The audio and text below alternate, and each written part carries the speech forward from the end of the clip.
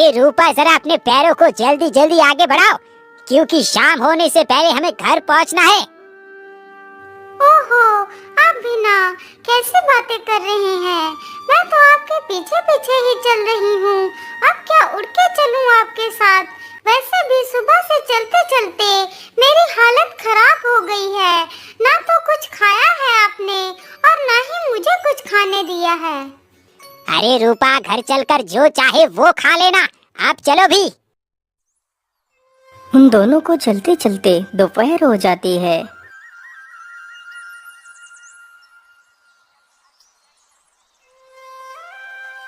अजी, अब मैं इससे आगे नहीं चल पाऊंगी। हम थोड़ी देर इसी पेड़ के नीचे आराम कर लेते हैं, फिर आगे चलेंगे। अच्छा अच्छा, ठीक है, तुम थोड़ी थोड़ी देर यहीं पर आराम कर लो। मैं तुम्हारे लिए कुछ खाने को ढूंढ कर लाता हूँ। रूपा तो वहीं पेड़ के नीचे लेट जाती है और हीरालाल कुछ खाने की तलाश में जंगल में आगे चला जाता है। रूपा पेड़ के नीचे काफी देर तक सोती रहती है। अरे रूपा, चलो आप उठ जाओ। देखो, मैं तुम्हारे लिए मीठे मीठे फल लाया हूँ। तुम इन्हें जल्दी से खा लो, फिर हम घर चलते हैं। अरे वाह, आप फल लेकर तो कितनी जल्दी आ गए। हाँ हाँ रूपा, फल तो यहीं पास में ही लगे थे, इसीलिए जल्दी ही लेकर आ गया। तुम इन्हें जल्दी से खा लो। हाँ हाँ, लाइए ये फल मुझे दे दीजिए। हीरालाल उन फलों को रूपा को दे देता है। अरे ठहरो रूपा, तुम इन फलों को मत खाओ। अरे तुम कौन हो? अरे मैं तुम्हारा पति हूँ हीरालाल। मैं तुम्हारे लिए फल लेने गया था। अरे बेवकूफ बहरूपिये, तू है कौन जो मेरी पत्नी को अपनी पत्नी बना रहा है? अरे यही तो मैं तुझसे भी पूछना चाहता हूँ कि आखिर तू है कौन जो मेरी पत्नी को अपनी पत्नी बना रहा है? अरे मैं ही तो हूँ उसका असली पति। अरे रूपा, तुम इस बहरूपिये की बात ना सुनो। चलो, आप हमें यहाँ से चलना चाहिए। इतना बोलकर वह रूपा का हाथ पकड़ लेता है। वह दोनों ही रूपा का एक एक हाथ पकड़कर अपनी अपनी ओर खींचने लगते हैं। अरे आप लोग ये क्या कर रहे हैं? छोड़ो मुझे। अरे क्या हुआ भाई, तुम दोनों आपस में ही क्यों लड़ रहे हो? देखिए ना भैया, ये युवक मेरी पत्नी को अपनी पत्नी बता रहा है। अरे भाई, तुम दोनों की शक्ल तो बिल्कुल हूबहू एक जैसी है। क्या तुम्हारा कोई जुड़वा भाई भी है? अरे नहीं भाई, मेरा कोई जुड़वा भाई नहीं है। मैं अपनी पत्नी को ससुराल से लेकर घर वापस जा रहा था। पता नहीं ये मेरी शक्ल का आदमी कहाँ से आकर मेरी पत्नी को अपनी पत्नी बता रहा है। वैसे इन दोनों की शक्ल तो एक जैसी ही है, इसमें कोई भी फैसला करना मुश्किल है। अरे सुनो भाई, तुम लोग आपस में ही मत लड़ो। मेरे हिसाब से तुम दोनों को राजा के पास जाना चाहिए, क्योंकि तुम दोनों का फैसला राजा ही कर सकते हैं। हाँ हाँ, चलो महाराज के पास। इतना बोलकर वह सारे लोग राजमहल में पहुंच जाते हैं। बोलिए, आप लोगों की क्या समस्या है? महाराज, मेरा नाम हीरालाल है। मैं अपनी पत्नी को ससुराल से लेकर अपने घर वापस जा रहा था। नहीं महाराज, ये हीरालाल नहीं है। हीरालाल मैं हूँ। ससुराल से मैं लौटकर जा रहा था। उन दोनों की बात को सुनकर राजा का भी दिमाग घूम जाता है। अरे राम राम राम, ये कैसे हो सकता है? एक ही शक्ल के दो आदमी और दोनों ही इस औरत को अपनी पत्नी बता रहे हैं। अब मैं क्या करूं? किसके पक्ष में फैसला सुनाऊं? कुछ समझ नहीं आ रहा। अरे मंत्री जी, आपका क्या कहना है? आखिर इन दोनों में से कौन सत्य बोल रहा है? महाराज, इस विषय पर कोई भी फैसला करना इतना आसान नहीं है। तो फिर तुम ही बताओ मंत्री जी, अब मैं क्या करूं? महाराज, यदि आप बुरा न माने तो आपको ये फैसला प्रतापगढ़ राज्य में भेजना चाहिए। सुना है वहाँ सारे फैसले एक तोता सुनाता है। आज तक उसने कोई भी गलत फैसला नहीं सुनाया है। यदि ऐसी बात है मंत्री जी, तो हमें आज ही प्रतापगढ़ चलना होगा। फिर वह सारे लोग प्रतापगढ़ राज्य को जाते हैं। राजा सारी कहानी उस तोते के सामने सुनाता है।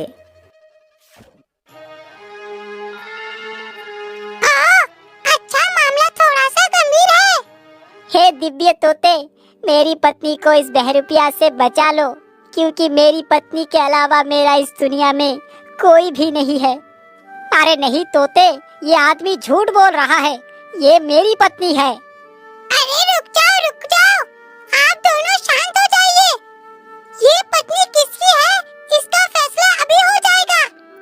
एक शक्ल के दो आदमी और दोनों ही इसे अपनी पत्नी बता रहे हैं।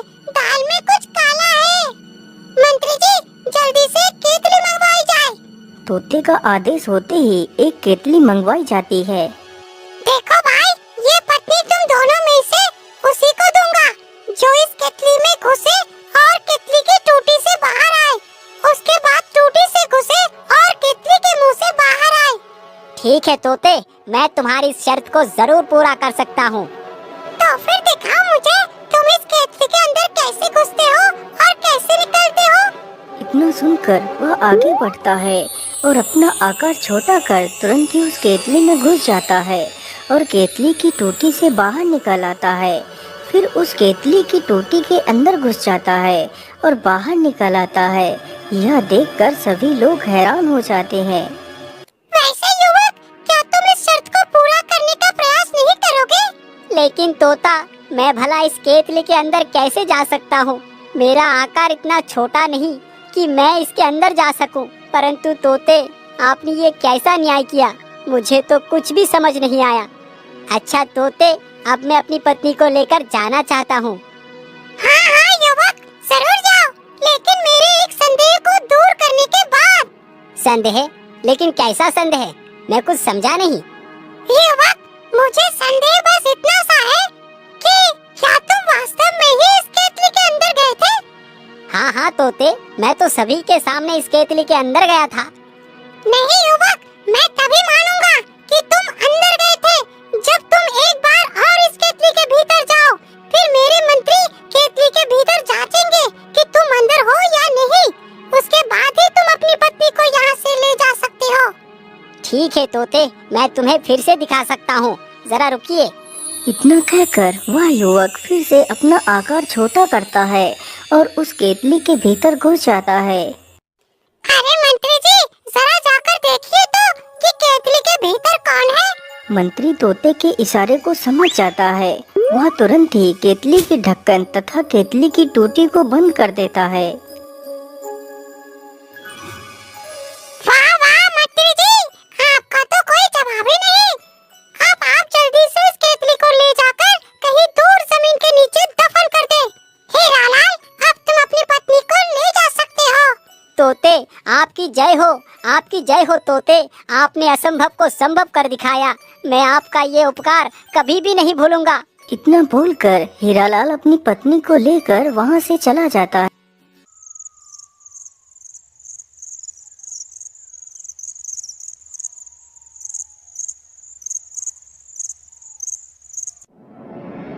वैसे तोते, तुमने उस शैतान को पहचान कैसे लिया? महाराज, एक ही शक्ल के दो आदमी और दोनों ही एक स्त्री को अपनी पत्नी बता रहे हैं। उन दोनों की बात से मैं समझ गया था कि उन दोनों में से कोई एक शैतान ही हो सकता है, जो उस परीक्षण के बाद सुनिश्चित हो गया। वाह तोते, तुम्हारा तो कोई जवाब ही नहीं। तुम्हारी बात से ऐसा लगता है कि तुम कोई तोता नहीं, जरूर कोई महान आत्मा हो। तुम कोई साधारण तोता नहीं हो सकते।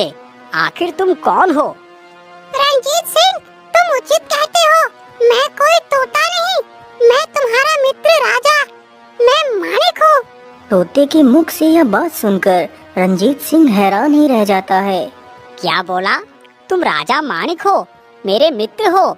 लेकिन मेरा मित्र तो अपने महल माणिक राज्य में है। अरे भाई, वो तुम्हारा मित्र नहीं, वो तो मेरा दुष्ट मंत्री सारंग है। वो तुम्हारा मंत्री सारंग है?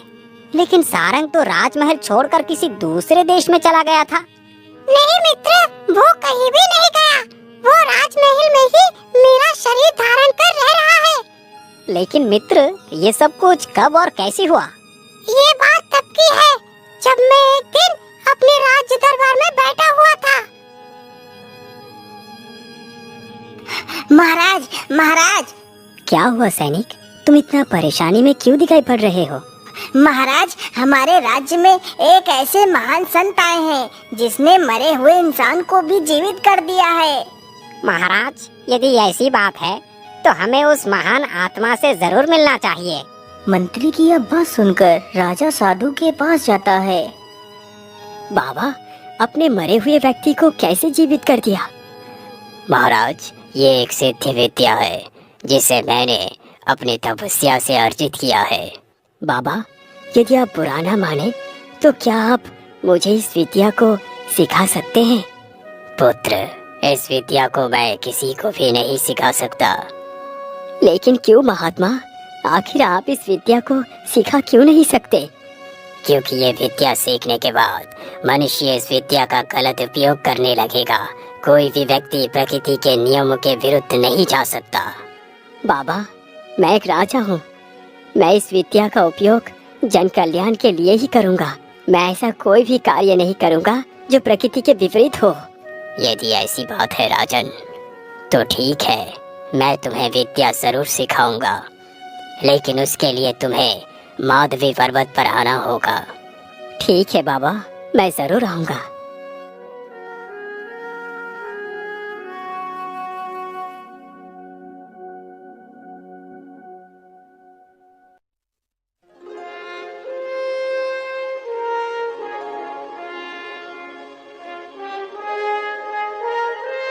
अच्छा महारानी जी, आप अपना ख्याल रखना।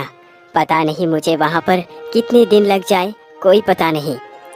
मंत्री जी, घोड़े तैयार कीजिए, हम लोग आज ही बाबा के पास जाएंगे। ठीक है महाराज, मैं अभी 2 घोड़े तैयार करवाता हूँ। इतना बोलकर मंत्री वहाँ से चला जाता है। महाराज, आप जा तो रहे हैं, लेकिन पता नहीं मेरा हृदय इतना विचलित क्यों हो रहा है। अरे महारानी जी, मैं पहली बार आपसे दूर जा रहा हूँ, इसीलिए तुम्हारा हृदय विचलित है।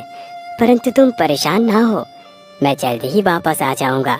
अच्छा, अब मैं चलता हूँ। राजा तथा वह मंत्री दोनों अपने अपने घोड़े पर सवार होकर निकल पड़ते हैं।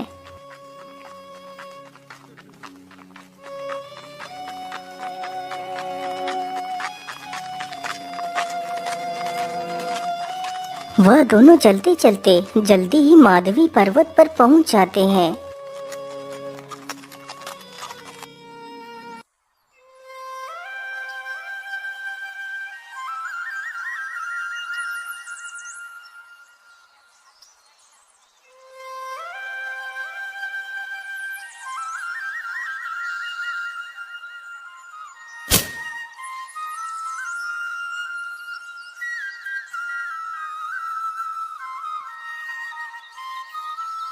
आइए आइए महाराज, आपका स्वागत है। लेकिन महाराज, आपको यहाँ पर अकेले ही आना था। बाबा, आप चिंता न करें, ये हमारे विश्वसनीय मंत्री हैं। ये सदैव हमारे साथ ही रहते हैं। लेकिन क्षमा कीजिए महाराज, मैं आपको ये विद्या एकांत में ही सिखाऊंगा, जहाँ पर मेरे और तुम्हारे अलावा तीसरा कोई भी ना हो। तो फिर आप ही बताइए बाबा, अब मैं क्या करूं? महाराज, आप मेरे साथ उस गुफा में चलिए। मैं आपको इस विद्या का ज्ञान उस गुफा के भीतर ही दूंगा। आप अपने मंत्री को यहीं पर रोक दीजिए। मंत्री जी, आप इसी स्थान पर रुककर मेरी प्रतीक्षा कीजिए। जी महाराज, जैसी आपकी इच्छा। इतना सुनकर राजा उस साधु के पीछे पीछे गुफा के भीतर चला जाता है।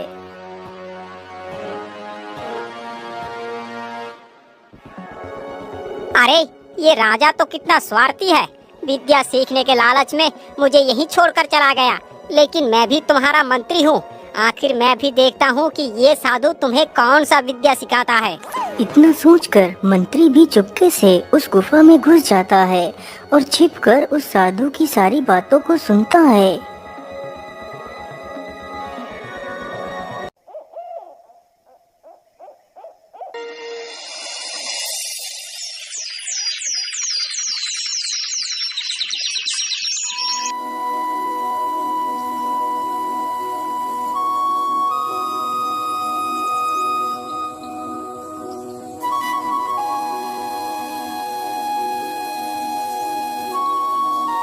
महाराज, आज आपकी संपूर्ण 52 विद्याएं पूर्ण हो चुकी है।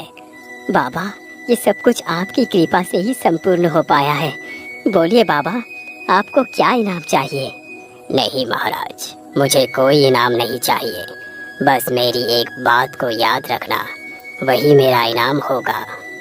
हाँ हाँ बोलिए बाबा, आप मुझसे क्या कहना चाहते हैं?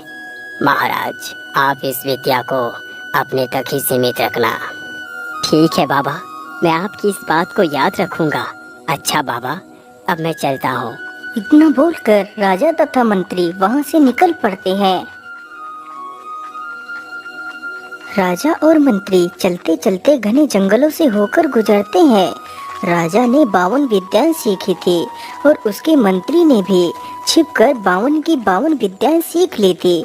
वह दोनों चलते चलते काफी दूर निकल जाते हैं। तभी राजा की नजर एक तोते पर पड़ती है जो जमीन पर मृत अवस्था में पड़ा हुआ था। अरे, ये तोता तो मृत पड़ा है। अरे मंत्री जी, जरा यहीं पर रुकिए। क्या हुआ महाराज, आप यहाँ पर क्यों रुक गए? मंत्री जी, जरा उधर देखिए, उस मृत तोते को। हाँ हाँ महाराज, वो तो मैं भी देख रहा हूँ, लेकिन आप इस तोते को दिखाकर क्या कहना चाहते हैं? अरे कुछ नहीं मंत्री जी, उस तोते को मृत देखकर मैं अपनी विद्या का परीक्षण करना चाहता हूँ। अरे महाराज, तो इसमें इतना सोचने की क्या बात है? जरा हमें भी दिखाइए, आखिर आपने क्या विद्या सीखी है? अच्छा ठीक है मंत्री जी, जरा रुकिए, मैं अभी दिखाता हूँ अपनी विद्या। इतना बोलकर राजा तुरंत ही घोड़े से नीचे उतरता।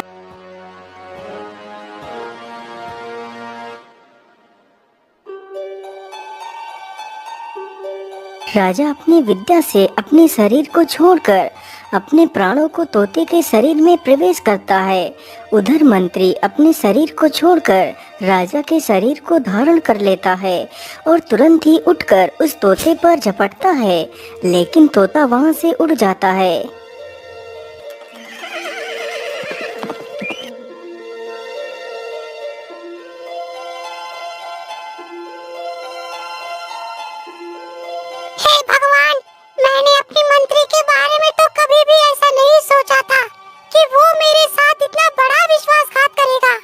तोता एक पेड़ की डाल पर बैठकर यह सारी बातें सोच रहा था। तभी उधर से एक शिकारी गुजरता है। अरे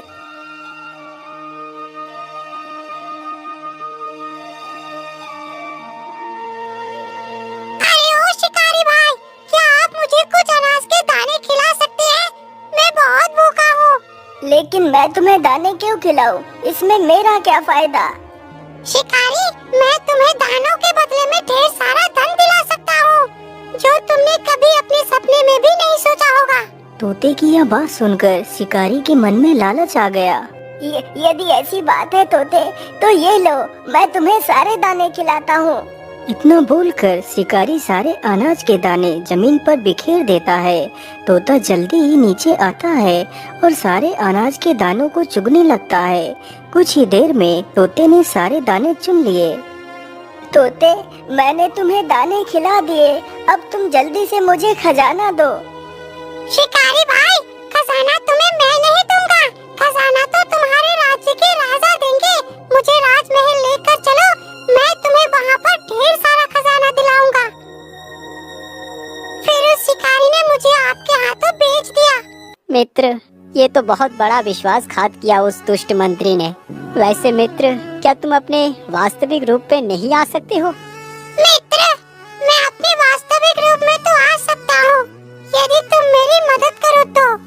हाँ हाँ बोलो मित्र, मैं तुम्हारी सहायता कैसे कर सकता हूँ?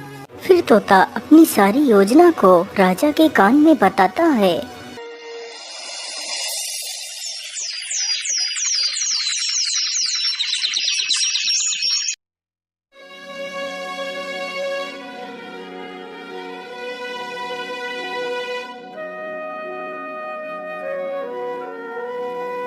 महाराज, आपके लिए एक संदेश आया है, जो संदेश आपके मित्र राजा रणजीत सिंह ने भेजा है।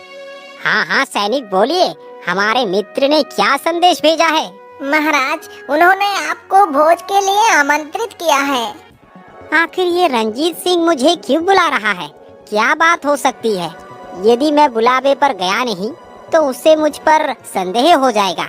ये सारी बातें सोचकर वह अपने घोड़े पर सवार होकर निकल पड़ता है।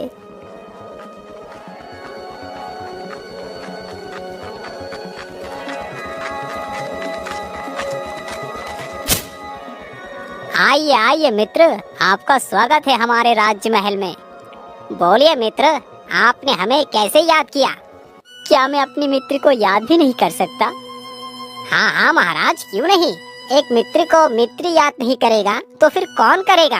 अरे देखिए महाराज, आज कितना बढ़िया शिकार हाथ लगा है।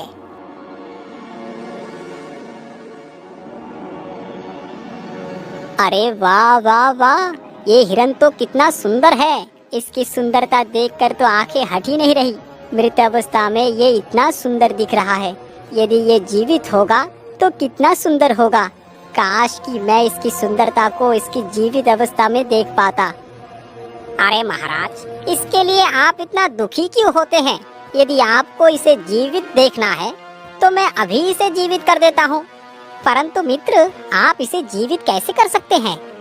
अरे मित्र, बस देखते जाइए मैं इसे कैसे जीवित करता हूँ। इतना बोलकर वह जमीन पर लेटता है और अपने प्राणों को निकालकर हिरण के उस मृत शरीर में डाल देता है। तभी राजा मणिक अपने प्राणों को उस तोते के शरीर से निकालकर वापस अपने शरीर में डाल देता है और तुरंत ही उठकर अपनी तलवार से हिरण का सिर काट देता है। दुष्ट मंत्री, तेरे विश्वासघात की सजा यही है।